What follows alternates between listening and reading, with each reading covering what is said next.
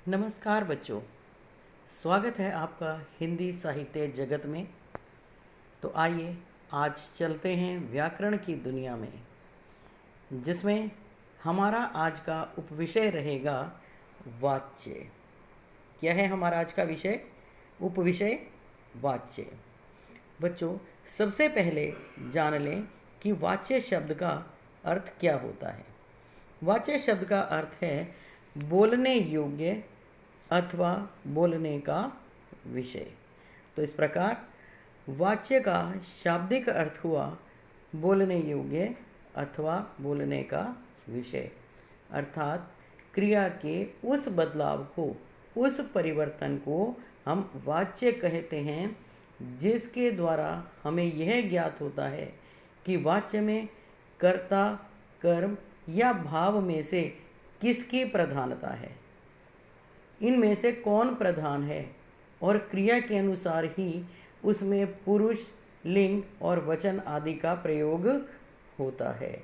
तो बच्चों, इस आधार पर हम वाच्य शब्द को परिभाषित कर सकते हैं कि क्रिया के जिस रूप से हमें यह ज्ञात हो कि क्रिया द्वारा किए गए विधान का विषय कर्ता है, कर्म है अथवा भाव है, उसे वाच्य कहते हैं। एक उदाहरण के माध्यम से स्पष्ट करते हैं। देखिए, जैसे राम रोटी खाता है। अब राम यहाँ पर क्या है? व्याकरण के आधार पर राम यहाँ है कर्ता और खाता है क्रिया। तो क्रिया क्या है? पुल्लिंग में है, खाता है। और कौन खाता है रोटी? राम।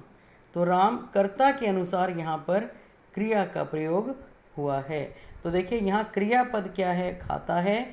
और रोटी को खाने का कार्य किसके द्वारा किया जा रहा है?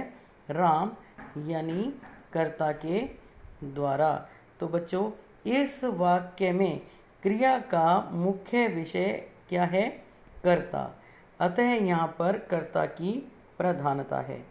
तो इस प्रकार जो यह परिभाषा दी गई है, इसके आधार पर परिभाषा को एक बार पुनः दोहरा लेते हैं।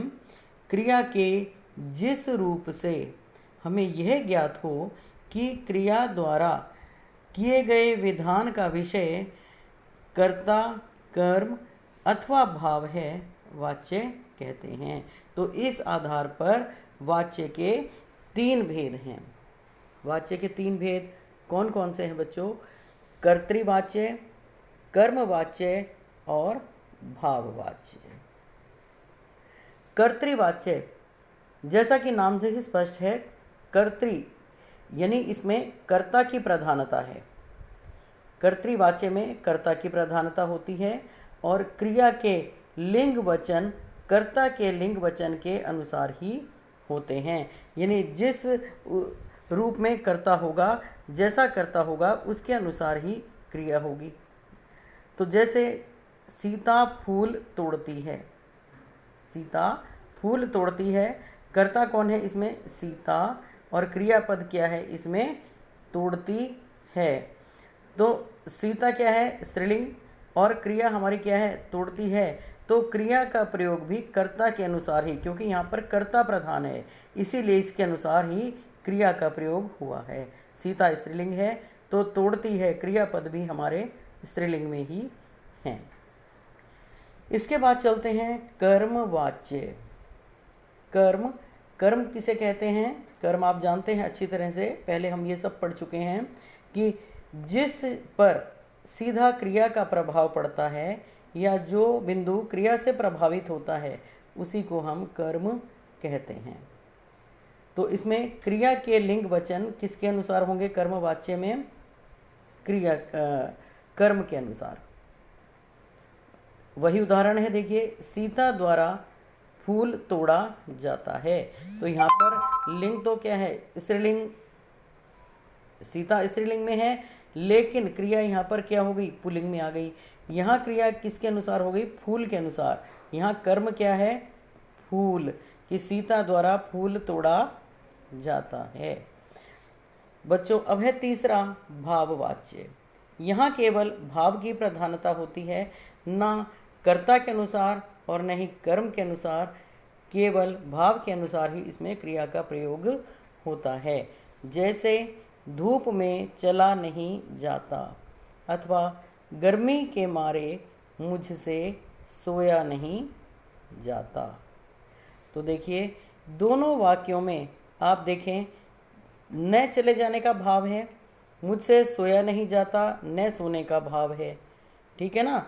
तो इनमें धूप में चला नहीं जाता, गर्मी के मारे मुझसे सोया नहीं जाता, दोनों ही वाक्यों में, एक तो दोनों वाक्यों में निषेधात्मकता का बोध होता है, और आप यह भी जान लें कि जितने भाववाच्य हैं इनमें अधिकांशतः नकारात्मक ही होते हैं, और क्रिया इनमें सदा अकर्मक होती है। भाववाच्य में सदैव क्रिया अकर्मक होती है, तो इनमें भाव प्रधान होता है। जैसे धूप में चला नहीं जाता, मुझसे सोया नहीं जाता, मुझसे उठा नहीं जाता, जहाँ भी असमर्थता जताई जाती है, नकारात्मकता होती है और भाव प्रधान होता है, वहाँ हमेशा भाववाच्य होगा, और भाववाच्य में क्रिया सदा अकर्मक होगी। इसी प्रकार कर्मवाच्य में क्रिया केवल सकर्मक होती है। कर्म, क्योंकि नाम से स्पष्ट होता है सकर्मक, कर्म सहित, तो जिस क्रिया में कर्म होगा वो सकर्मक होगी, और कर्मवाच्य में सदैव क्रिया सकर्मक होती है। अब है हमारा कर्तृवाच्य। कर्तृवाच्य में दोनों क्रियाएं आ सकती हैं, अकर्मक भी और सकर्मक भी। तो इस प्रकार बच्चों आज हमने जाना क्या क्या कि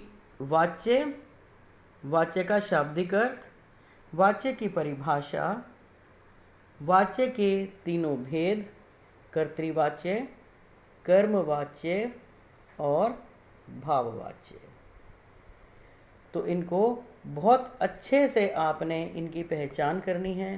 कर्तृवाच्य की पहचान क्या है, कर्मवाच्य की पहचान क्या है और भाववाच्य की पहचान क्या है। तो आज के लिए इतना ही। कल हम तीनों वाच्यों को किस प्रकार से इनका रूपांतरण कर सकते हैं, कर्तृवाच्य से कैसे कर्मवाच्य बना सकते हैं, कर्म से कैसे भाववाच्य बना सकते हैं, तो इन वाच्यों का रूपांतरण हम कल पढ़ेंगे। आज के लिए इतना ही काफ़ी।